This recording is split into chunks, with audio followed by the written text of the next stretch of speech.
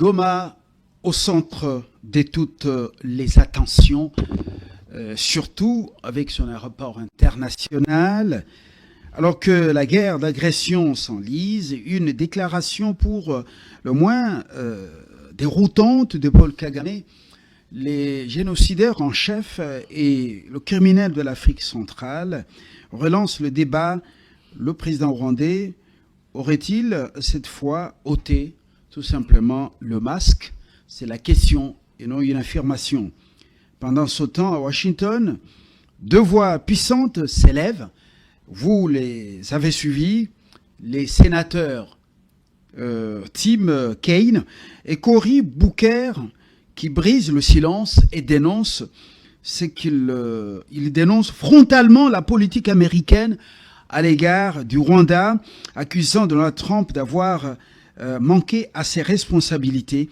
Et pour décrypter les deux sujets autour de cette table, deux invités, Anne Greco, juriste et activiste de droits de l'homme. Bienvenue Anne. Bonjour. Et puis Freddy Mulumba, politologue, journaliste, écrivain, un homme très très engagé pour la cause congolaise. Il est également l'éditeur du magazine La Renaissance congolaise. C'est donc un magazine purement congolais. Il y aborde plusieurs sujets. Lui, il est très attaché à cette nation. Il dit que si rien n'est fait, le pays risque d'imploser et nous risquons de le perdre. Il vient du Grand Kasaï et même du Grand Katanga. En tenant de conférence, il a été également à l'usine qui est en pleine implantation, l'usine de la cimenterie de Katanga, dans le Kasaï oriental. Freddy, bienvenue. Merci. Ça fait un bail, on disait, Freddy, avec les attaques à la famille, vous avez perdu un grand garçon de 31 ans, un architecte, et puis voilà, les ennemis, ils vous ont dissuadé d'abandonner la lutte. Non, nous ne sommes pas habitués à céder à des menaces. Nous nous battons pour notre pays et je pense que Kagame s'est trompé de cible. Ils nous ont assassiné mon fils pensant que j'allais reculer. Par contre, ça m'a donné beaucoup d'énergie pour l'affronter en face. Et sur la procédure judiciaire, est-ce que les choses marchent concrètement parce que les vérités doivent être établies. Les assassins de votre fils, toujours dans la nature? Ils ont été arrêtés les premiers jours quand on a assassiné mon fils. Mais ce qui est curieux, c'est voir comment notre justice fonctionne.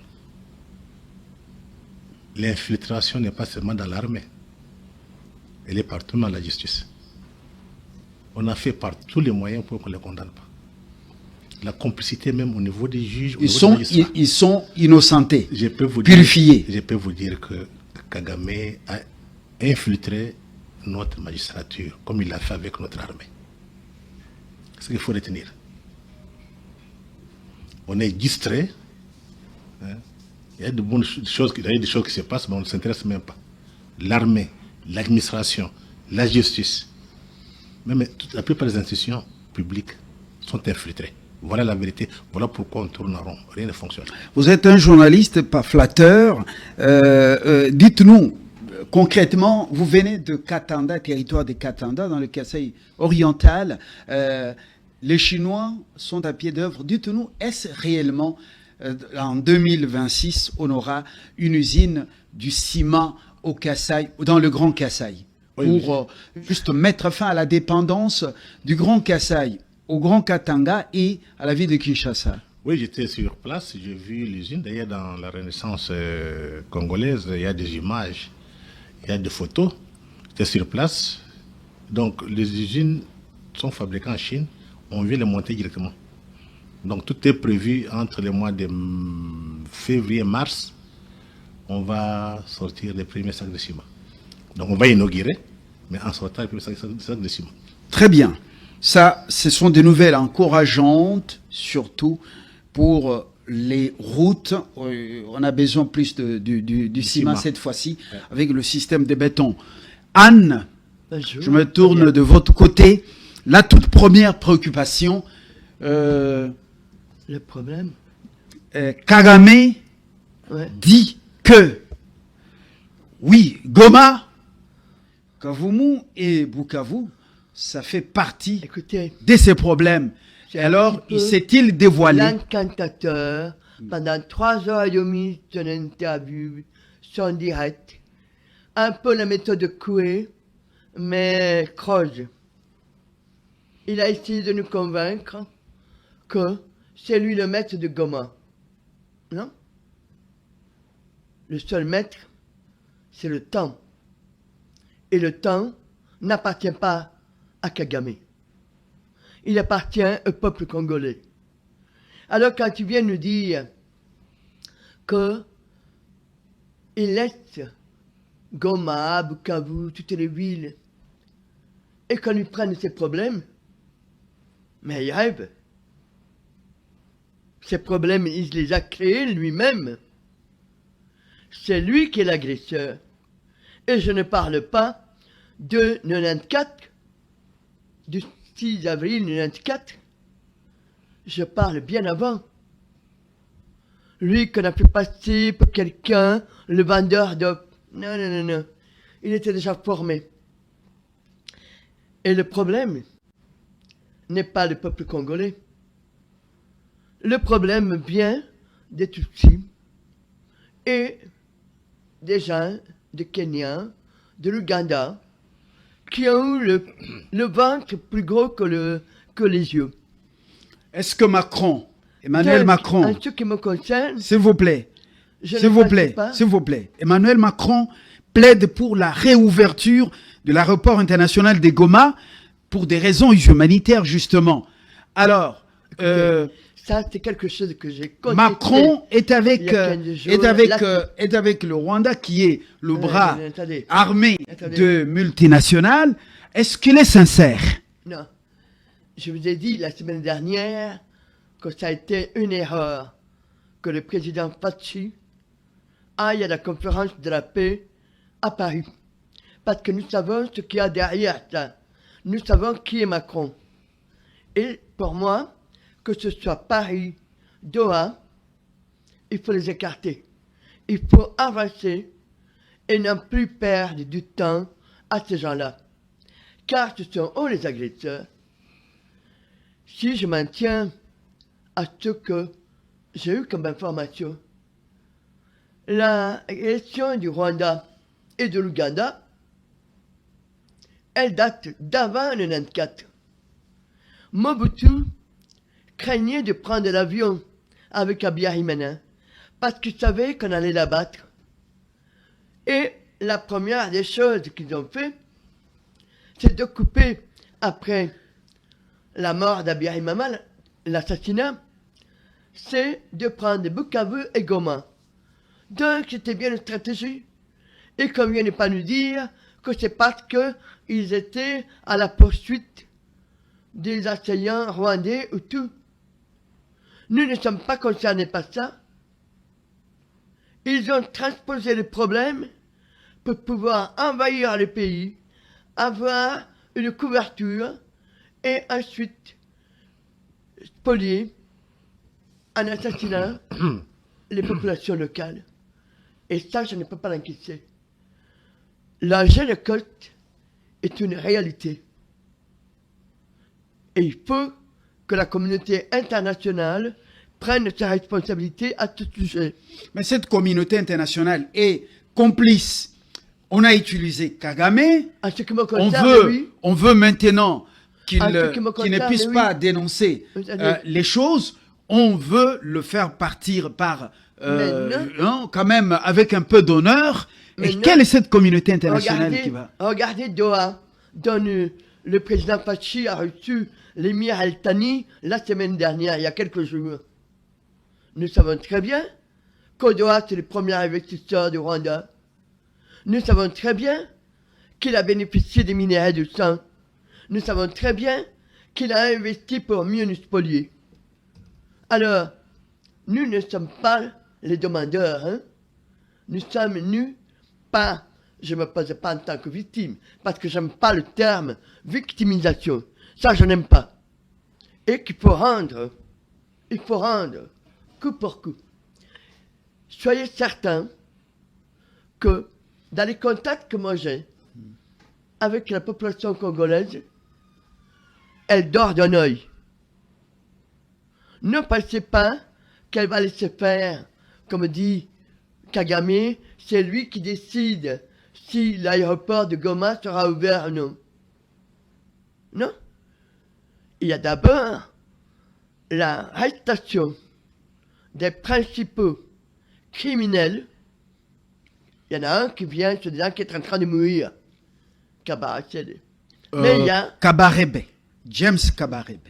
Oui. Mais il y a James Nanga. Kabarebe. Oui. Hein, il y a Nanga. Nanga qui a assassiné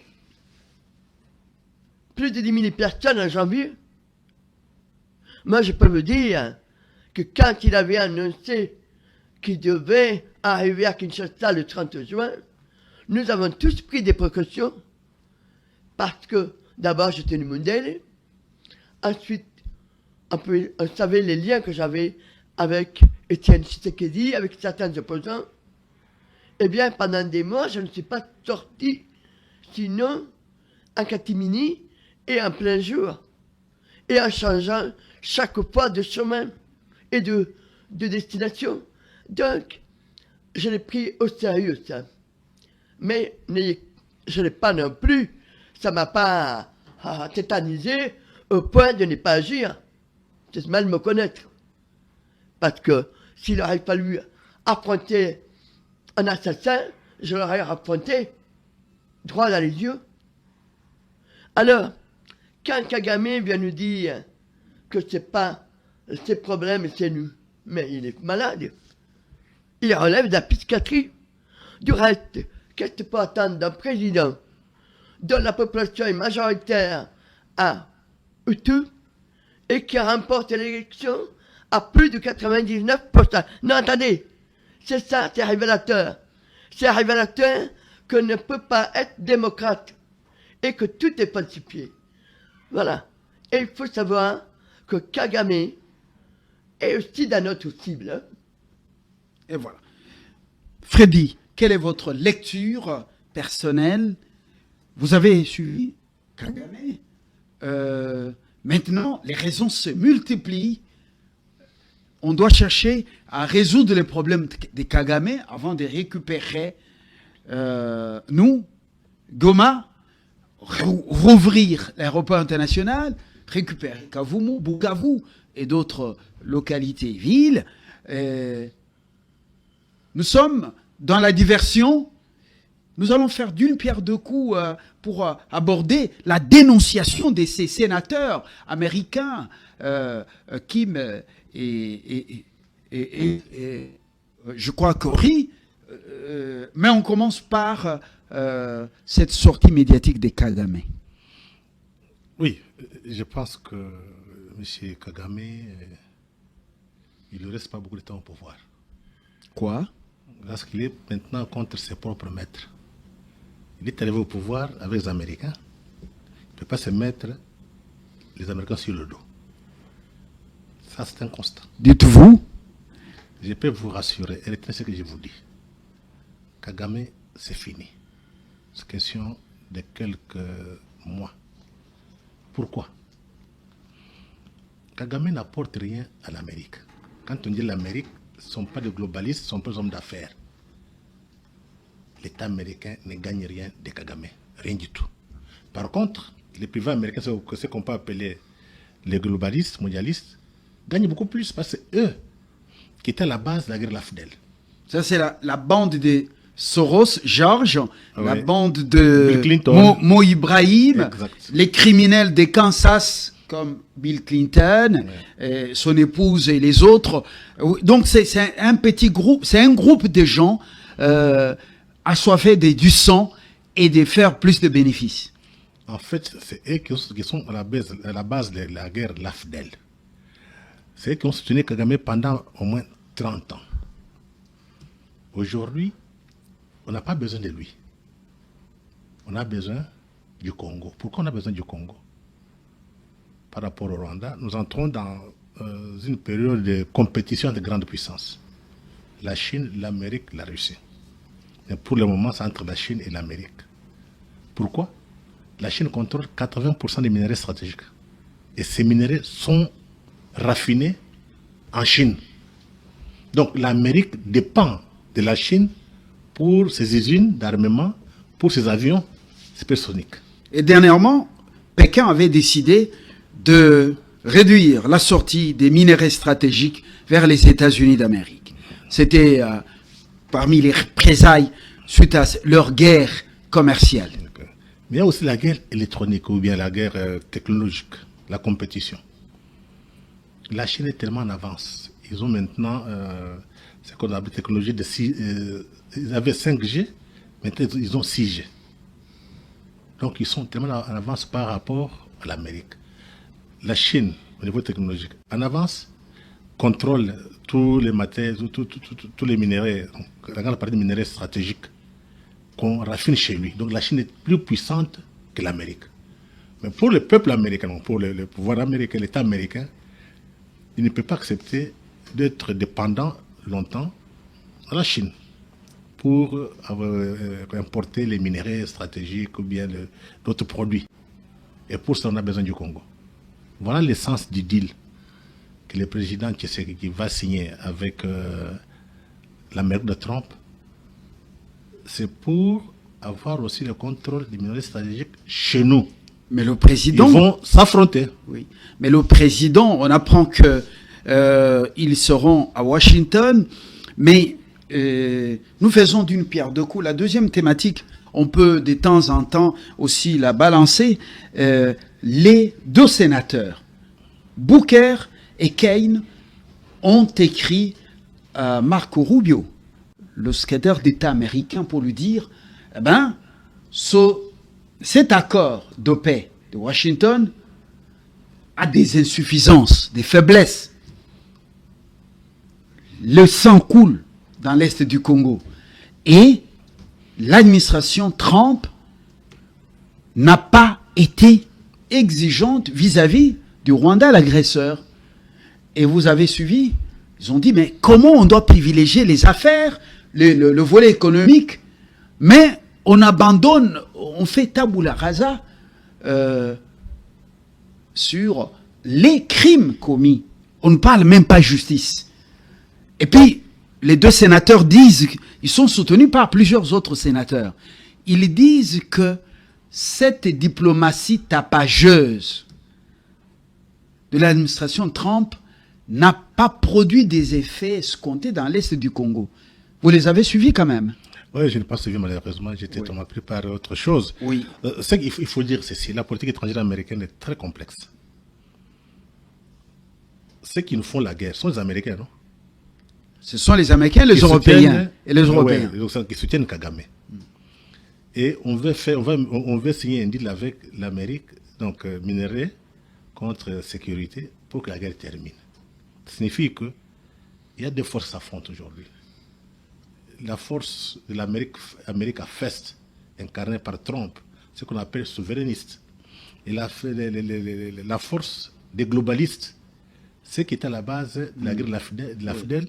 Et ce sont ces gens qui ont pillé le Congo et qui sont à la base de 10 millions de morts, 7 millions de déplacés internes et 500 femmes violées. Trump dit, OK, nous mettons la sécurité ou nous prenons des minéraux. Maintenant, si Trump vient mettre la main sur les minéraux congolais, automatiquement les globalistes seront écartés. Voilà Doha. Doha n'est pas venu au hasard. Mais le médiateur à Doha, c'est pas un enfant de cœur. Il a investi des milliards au Rwanda. Anne l'a dit, des milliards au Rwanda. On parle de 3 milliards, un peu plus. Et puis, il ne veut pas que tout tombe en ruine. Les clubs européens avec lesquels le Rwanda a signé un partenariat, bien, tout est en train de tomber en désuétude. Donc, fin de tous ces partenariats. Ce sont des millions que le Rwanda n'a plus à donner à ces clubs. le Qatar profitait de cela, de visiter le Rwanda pour que ces avions placés dans Rwandair puissent davantage faire les affaires. Mais Rwandair est en difficulté sérieuse parce que le Grand Congo a fermé son espace aérien. Ouais. Il y a des sérieuses difficultés même dans le monde pour Rwandair. Alors, Qatar, est-ce qu'il faut croire en ce Qatar, médiateur qui fait les affaires au Rwanda? Est-ce qu'il faut croire en Trump qui fait beaucoup de tapage diplomatique pour se vanter, mais au finish, vous voyez que c'est pas un homme très pragmatique quand il s'agit de l'Afrique. Vous n'avez qu'à l'examiner. Et avec ce qu'il vient de faire en Ukraine, il faut que l'Ukraine concède une partie de son territoire à l'agresseur, la Russie, et on est en train d'imposer des choses à Zelensky. Est-ce qu'il faut, avec Tshisekedi, souverainiste, est-ce qu'il faut croire en Doha et en Washington? Il y a un problème chez l'élite congolaise. Lequel? Nous sommes naïfs. Nous pensons que les étrangers viendront nous rendre heureux. Trump vient clairement pour les intérêts américains. Qatar vient clairement pour les intérêts qataris, pour ses intérêts propres. Nos intérêts sont où? Les discussions, c'est... On attend les étrangers. Et nous faisons quoi? Regardez le niveau de débat ici. Les gens se battent pour se partager les postes. Dialogue, réconciliation. Mais ils oublient que quand il y a des mutations géopolitiques, quand les grandes puissances s'affrontent, ils finiront par se partager les mondes. L'histoire est faite ainsi. Nous, on ne comprend pas. Donc, on est tellement très faible sur le plan géopolitique. Il faudrait que les gens relisent l'histoire, qu'ils voient un peu comment l'Amérique fonctionne, la Russie et la Chine. Il faut être attentif pour savoir définir notre voie. Mais à Kinshasa, il y a un vide. Il n'y a plus rien ici. Quand on parle de deal, et vous allez voir combien de gens comprennent les deals. Ça signifie quoi? On ne l'a pas encore signé. Et je rappelle ici. On n'a même pas le contenu de ce deal. Personne ne connaît le contenu. Vous aurez le contenu. Oui. Je vous pense, ce n'est pas le premier deal que l'État congolais signe avec les privés. Les premiers deals, c'est en 1906. Léopold II a signé des contrats de concession avec les entreprises anglo-saxonnes. Il dit 1906. Donc, il y avait les intérêts de l'État et les intérêts des privés. Parce que c'était l'État indépendant du Congo qui avait signé. Oui. Ce n'était pas Léopold II. Donc, Léopold II représentait l'État indépendant du Congo. Donc, l'État congolais a signé avec les multinationales anglo-saxonnes, des privés. Premier deal.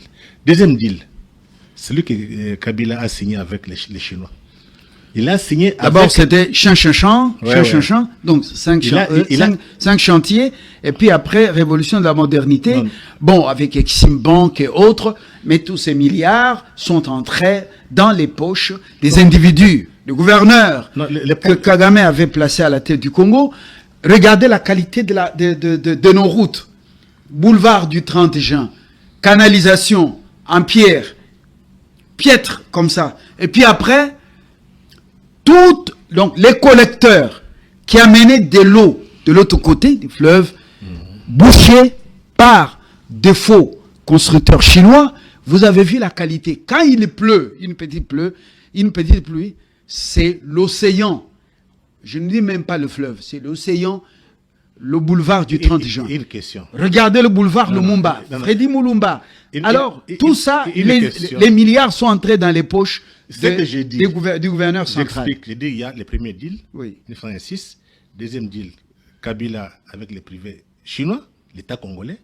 Maintenant, nous entrons dans le troisième deal, l'État congolais avec les privés, j'ai dit, américains. Donc, avec Kabila, c'était infrastructure contre minerais. Maintenant, c'est minerais contre sécurité. Ça sont des faits. Et développement. Maintenant, la question. Faudrait-il accuser les Chinois? Ou bien aujourd'hui accuser les Américains? C'est notre faute. Pourquoi? Jusqu'aujourd'hui, on n'a pas défini nos propres intérêts. Quand les étrangers viennent, nous sommes les premiers à leur demander des commissions. Vous partez, vous faites corrompre. Regarde, tu parles de cas de deal avec la Chine. Dernièrement, je pense, avec les cas de ces communes, les présidents partis renégocier, non?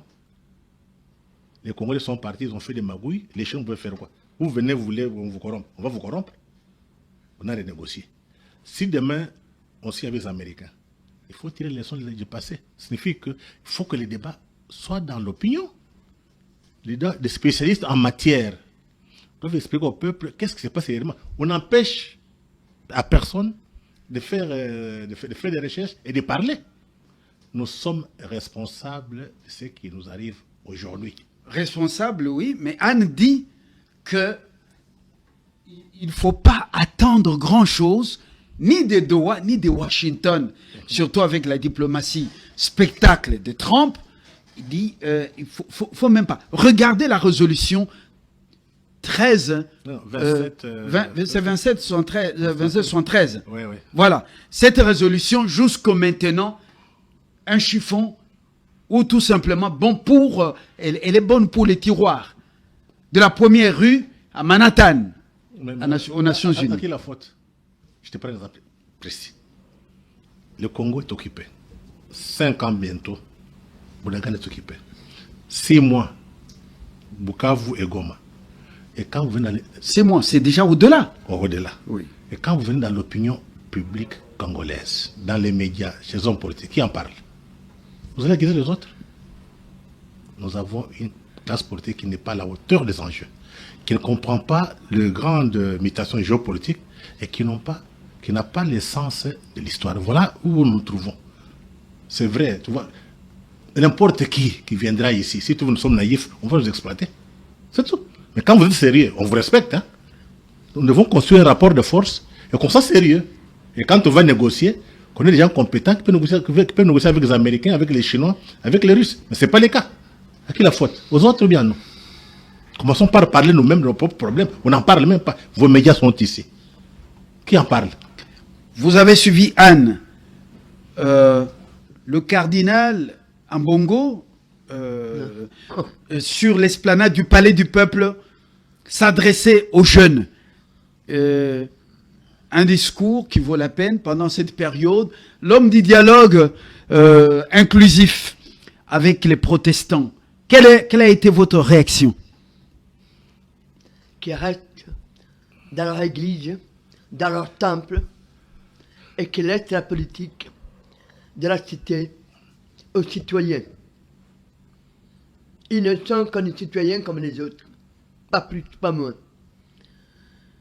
Au Congo, vous avez donné trop d'importance depuis Motsengo, même avant.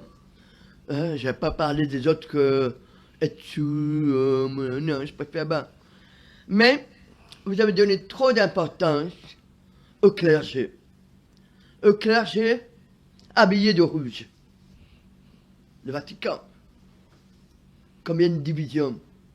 Beaucoup. Et ça vous a complètement tétanisé.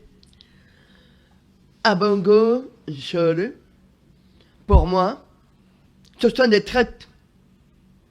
Parce que voilà, qui mettent tout en avant le dialogue intercongolais. Mais il n'y a jamais eu de séparation. Il n'y a jamais eu. C'est eux qui se montent le briquet. Alors, le message aux jeunes, ne vous laissez pas ne vous laissez pas corrompre. C'est quand même un message fort pendant cette période ici, où peut-être certains responsables se font corrompre. C'est un message qui tombe à point nommé, non? Je regarde à la loupe tout ce que nous avons vécu depuis la deuxième élection du président Fathi, mais c'était inimaginable. Moi, depuis 20 mois que je suis là, mais je me dis, vraiment la classe politique, on doit la secouer. Voilà un type qui porte la soutane et qui vient se mêler des affaires du peuple. ça ne concerne pas. La religion est quelque chose de privé. Et ça doit rester dans la sphère privée. Moi, quand je vais à la messe, je ne veux pas que le curé me parle de politique. Je veux qu'il me parle de la foi, du testament, autrement. Au revoir. Je ne suis pas là pour ça. Non. Alors, je crois que vous avez donné trop d'importance à ce type, exprès aussi le Vatican, parce que François, qui vient de nous quitter, n'était pas un ange non plus. Hein. Moi, je me souviens avoir manifesté lorsqu'il y a eu le carton rouge, c'est-à-dire le glissement de Kabila qui ne voulait pas quitter le pouvoir. Le premier, c'était le carton jaune, et le deuxième, 3 mois plus tard, le carton rouge. Je me souviens, j'avais 2 pancartes. J'étais pris à partie, pas des catholiques. Mais je ne me suis pas laissé faire. J'avais les pancartes où il y avait Obama avec le pape. Obama, c'était Kabila. Et j'avais marqué, avec mon rouge aux lèvres, complice. Et tu m'as été choqué. Mais qu'il y a ça sur le pape avec Kabila, il y a des Congolais, hein, j'ai dit, écoutez, hein, la pancarte est là, hein, si vous la voulez sur la tête, on y va. Donc, il faut revendiquer ce à quoi on croit. Alors, je reviens régulièrement. Comme l'autre n'a pas eu lu, hier ou aujourd'hui, le président Fachi, avant de signer, doit nous dire quels sont les accords, les détails, tout ça. Mais ce sont des gens qui mettent la charrue à Malébo, parce qu'il n'est même pas certain que le président Fachi va se rendre à Washington pour signer. Pour moi... Vous vous doutez? Mais, je veux dire... Pourquoi vous doutez? Tel que j'observe le président Fachi, vous avez l'impression qu'il est placide.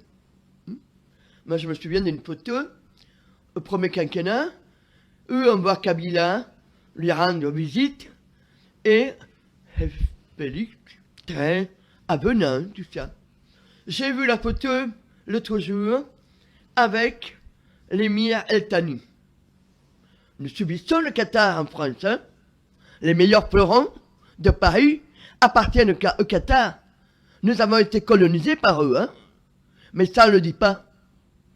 Une colonisation financière, économique, avec les grands clubs dans cette image son assiette. Du président Fachi, bonhomme femme placide. Mais le président Fachi est tout sauf placide. Et croyez-moi, quand il s'y met, vous avez intérêt à prendre les jambes à votre cou et de vous tirer. C'est pas quelqu'un qui est si placide que ça qui inquiète. On le croit, mais pas du tout. C'est quelqu'un qui est très bien renseigné, très bien informé, et qui sait qu'il marche sur des œufs. Alors, il y a Kagame qui a dit il y a une semaine, je ne peux pas y aller à Washington, je dois me faire opérer d'une tumeur à la tête. Mensonge. Mais Trump a dit il faut venir. Le président Fachi n'a pas dit j'y vais y aller à Washington, mais je ne vais pas y aller. Non pas qu'il ne veut pas donner de réponse, il observe.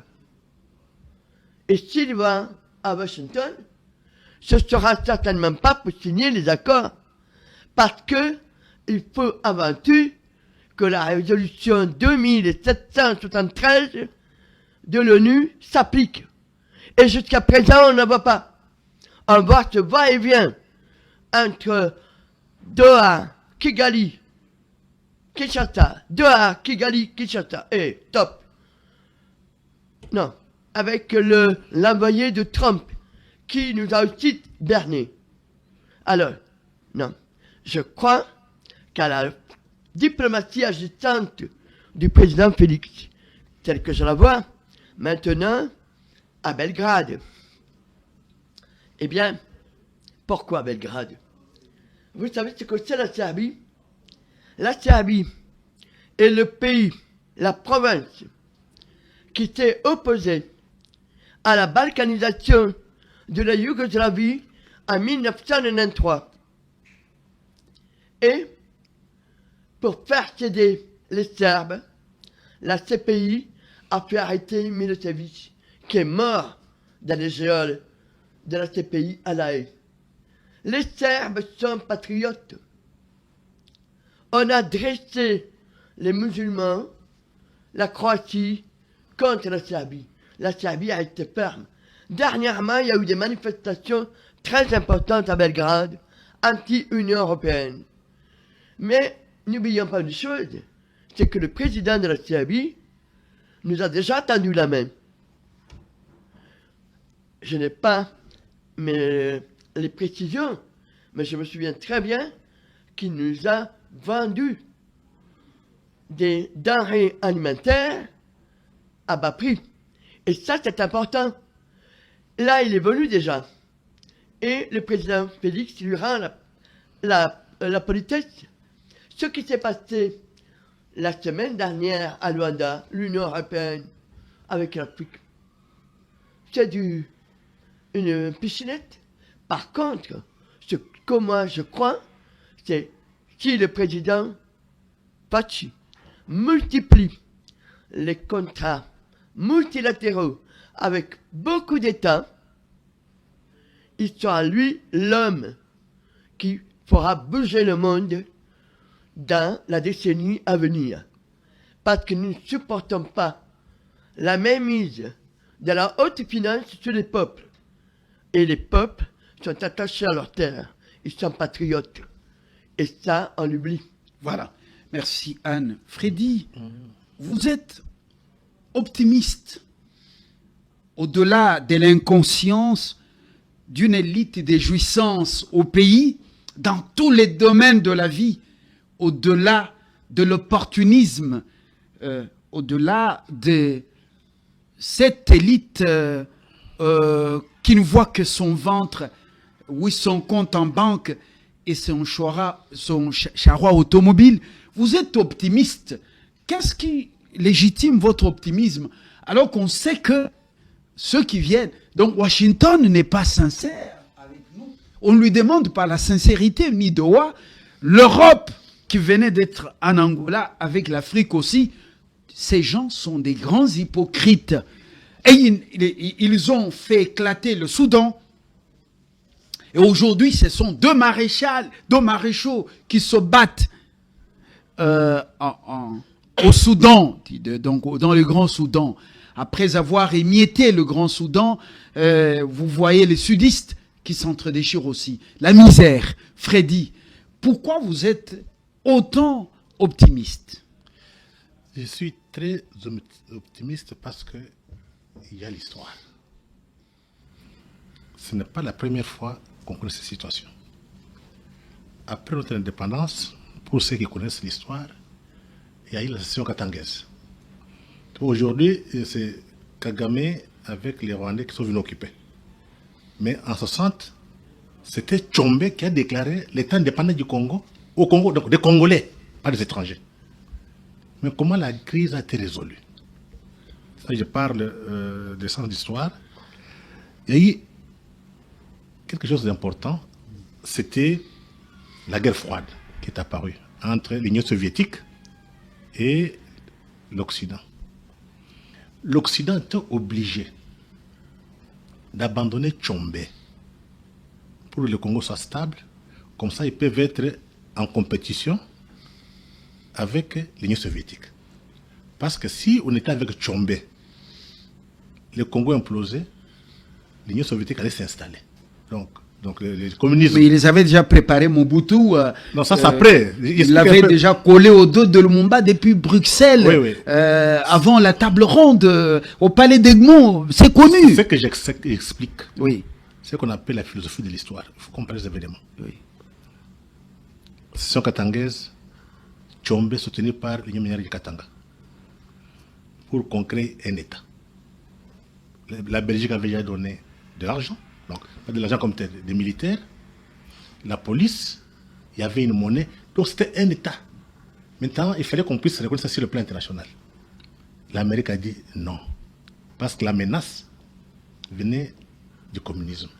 Il y a eu un compromis entre l'État américain avec les Africains, les panafricains africains, qui ne voulaient pas que le Congo implose. On a résolu cette crise-là. Le Congo est resté en place et Tshombe a été chassé par les militaires des Nations Unies, mais soutenus par l'Amérique. Ça, c'est la crise de 1960-61. Maintenant, dans notre crise ici, qui se passe, Kagame, avec les globalistes, donc les multinationales, veut le prendre, couper le Congo en morceaux et prendre la partie. Ils ont oublié l'élément important, c'était la compétition entre la Chine et l'Amérique maintenant. Donc, la Chine et l'Amérique, cette compétition, cette guerre froide, la nouvelle guerre froide, remplace la première. C'était l'Union soviétique. Celle-ci est même commerciale. Non, ce n'est pas commercial, oui, c'est technologique, oui. Parce que la Chine maintenant contrôle tout, et les minéraux et la technologie. L'Amérique n'a pas d'autre choix. Et quand il y a compétition de grandes puissances... Et l'émiettement du Soudan en deux... le Soudan, ça, en deux, et aujourd'hui, l'autre Soudan du Nord qui éclate aussi, c'est dans l'objectif, et là, Biden l'avait dit, dans sa politique étrangère, surtout pour l'Afrique, il fallait stopper l'avancée de la Chine dans deux pays. Premièrement, au Soudan, et deuxièmement, en République démocratique du Congo. Biden avait les révisions de couper le Congo en morceaux comme il l'a fait avec le Soudan. Maintenant, ça devient compliqué. Je vais expliquer ici que nous sommes dans une situation où il y a des compétitions de grandes puissances. On n'a pas besoin de petits pays émiettés. On a besoin de Congo stable. Donc, si les Américains viennent à ce que les pays soient stables, ce n'est pas pour nous. C'est pour leurs propres intérêts. Mais ça n'empêche pas que nous voyons nos propres intérêts et qu'on les définisse.